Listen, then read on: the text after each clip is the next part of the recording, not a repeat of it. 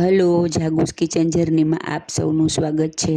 શ્રાવણ મહિનો ચાલુ છે અને બધા જ ફરાળ ટ્રાય કરી જોયા. તો હવે શું કરવું એ વાતનો પ્રશ્ન સતાવે છે ને, તો આજે આપણે કાચા કેળાનું એક એવું ગ્રેવીવાળું અને મસ્ત ફરાળી શાક બનાવીશું ને કે તમે ખાશો અને જોશો ને તો તમને મજા જ પડી જશે. માટે આખો વિડીયો ચોક્કસથી જોજો.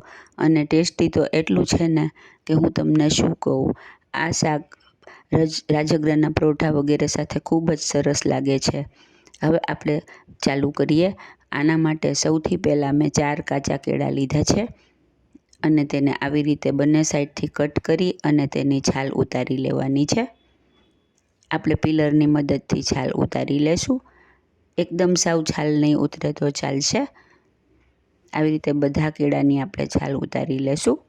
ફ્રેન્ડ્સ, સૂકી ભાજી અને બટેટાનું રસાવાળું શાક એવું આપણે ઘણી વખત બનાવતા હોઈએ, તો આ એક નવો જ અને એકદમ સરસ ઓપ્શન છે. તો તમે ચોક્કસથી આખો વિડીયો જોજો.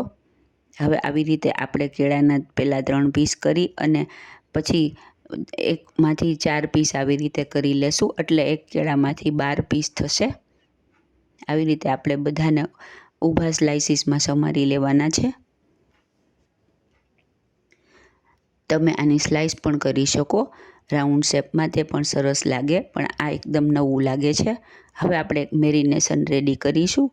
એના માટે મેં 2 ચમચા મોળું અને થોડુંક જાડું એવું દહીં લેવાનું છે, તે લીધેલું છે. ત્યારબાદ તેમાં 1 મોટી ચમચી લાલ મરચું પાવડર,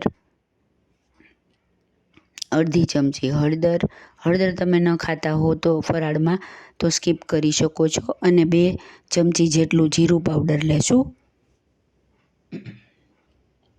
અને સ્વાદ મુજબ મીઠું લેશું. બધાને બરાબર મિક્સ કરી દેશું. 1 ચમચી જેટલા સિંગદાણાનો પાવડર લેશું.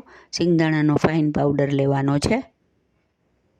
આમાં આપણે ચણાનો લોટ યુઝ નથી કરતા, કેમ કે ફરાળી શાક બનાવીએ છીએ, એટલે સિંગદાણાનો પાવડર લેશું. જો તમે એમનેમ બનાવતા હોય ફરાળ સિવાય, તો તમે આની જગ્યાએ ચણાના લોટનો યુઝ કરી શકો છો. હવે આપણે કેળા લેશું અને કેળાને 3 થી 4 ચમચી જેટલું તેલ મૂકીશું, અને તેલ આવી જાય એટલે તેમાં આપણે કેળાને ફ્રાય કરી લેવાના છે. કાચા જ કેળા આવી રીતે તળી લેવાના છે. કેળા તળાઈ જશે એટલે તે એકદમ લાઇટ થઈ જશે. તે થાય ત્યાં સુધીમાં આપણે એક પ્યુરી બનાવી લઈ. આના માટે 1 મોટું ટમેટું લેવાનું છે, તેને કટ કરી અને તેમાં 1 લીલું મરચું અને 1 આદું લઈ તેની પેસ્ટ બનાવી લેશું. હવે જુઓ, આપણા કેળા તળાઈ ગયા છે અને એકદમ લાઇટ થઈ ગયા છે. સેજ બ્રાઉન કલર થાય ત્યાં સુધી તળવાના છે. હવે આપણે તેને બહાર લઈ લેશું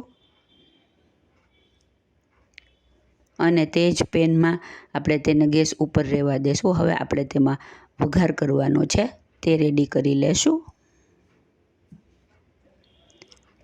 તે જ તેલમાં 1 લાલ સૂકું મરચું એડ કરીશું અને ત્યારબાદ 7-8 મીઠા લીમડાના પાન એડ કરીશું. તમે અહીંયા જીરું પણ એડ કરી શકો છો, પણ અત્યારે આપણે ખાલી લાલ મરચાં અને લીલા મીઠા લીમડાનો જ વઘાર રેડી કરેલો છે. હવે આપણે રેડી કરેલી ટમેટાની અને મરચાંની તેમજ આદુની પ્યુરી તેમાં એડ કરી દઈશું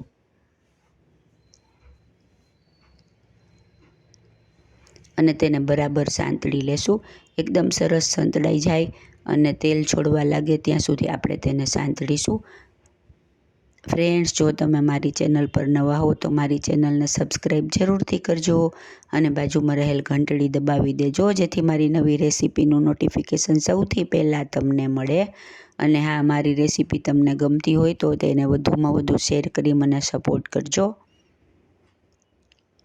આપણી ગ્રેવી સરસ સંતળાઈ જવા આવી છે. તેલ છૂટું પડે ત્યાં સુધી આપણે તેને સાંતળવાની છે.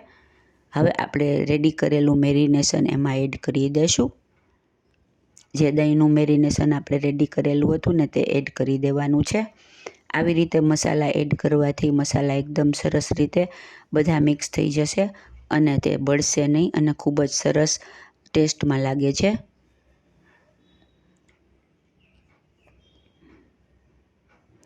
હવે આપણે ફરીથી તેને થોડી વાર ચલાવીશું અને તેલ છૂટું પડવા દેશું.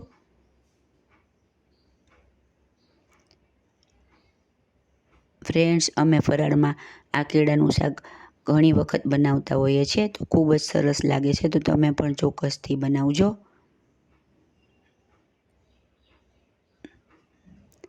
હવે આપણે તેમાં 1 ચમચી ગરમ મસાલો એડ કરીશું. ગરમ મસાલો મેં ફરાળમાં ખાઈ શકાય તેવો જ યુઝ કરેલો છે.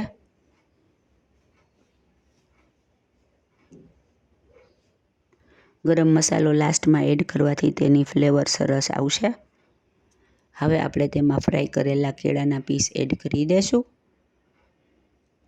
અને સરસ રીતે મિક્સ કરી ઢાંકણ ઢાંકીને 2 મિનિટ સુધી ચડવા દેશું, જેથી આપણા કેળાના પીસ અને ગ્રેવી એકદમ એકબીજા સાથે મિક્સ થઈ જાય. કેળા ફ્રાય કરેલા છે અને આપણી ગ્રેવી રેડી છે, એટલે તેને બહુ ઝાઝી વાર ગેસ ઉપર રાખવાની જરૂર નથી, પણ બંને સરસ રીતે એકબીજા સાથે મર્જ થઈ જાય ત્યાં સુધી રાખવાનું છે. એકદમ તેલ છૂટું પડે અને સરસ લચકા પડતું શાક થાય ત્યાં સુધી રાખી અને આપણે તેને કવર કરી લેશું અને 2 મિનિટ સુધી ધીમા ગેસે ચડવા દેશું. જુઓ, આપણું શાક રેડી થઈ ગયું છે ને એકદમ જોરદાર. ખાવામાં એટલું જ મજેદાર અને એટલું જ ટેસ્ટી છે, તો તમે ચોક્કસથી બનાવજો. ફરાળમાં આવો ઓપ્શન મળે તો ખાવાની મજા જ પડી જાય. હવે આપણે ઉપરથી કોથમીર ભભરાવીશું.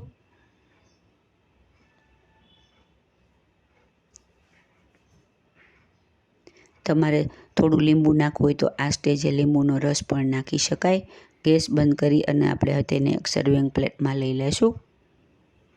એકદમ ટેસ્ટી, એકદમ જોરદાર અને એકદમ નવા જ પ્રકારનું કેળાનું ગ્રેવીવાળું શાક રેડી છે, તો તમે પણ ચોક્કસથી બનાવજો.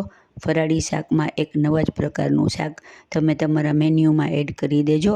બધા ખૂબ જ ખુશ થઈ જશે અને ખાવાની મજા જ પડી જશે.